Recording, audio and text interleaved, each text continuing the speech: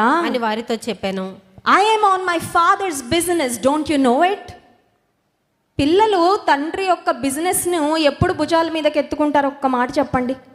12 ఏళ్ళకి ఎవరైనా కొడుకులు తండ్రి బిజినెస్ భుజాల మీద వేసుకుంటారండి? ఎవ్వరు వేసుకోరు.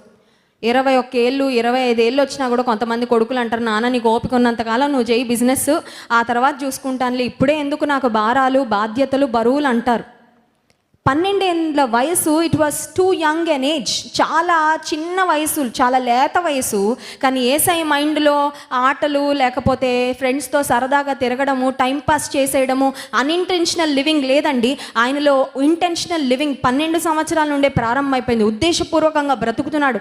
ఎక్కడికి వెళ్ళినా, ఏ పని చేస్తున్నా ఆయన మనసులో మెదులుతున్న ఒకే ఒక ఆలోచన ఏంటంటే, నా పరలోకపు తండ్రి పనిలో నేను ఉండాలి. ఈ భూమి మీదకి ఆయన పని చేయడానికి నేను వచ్చాను, ఆ పనిలో నేను ఉండాలి.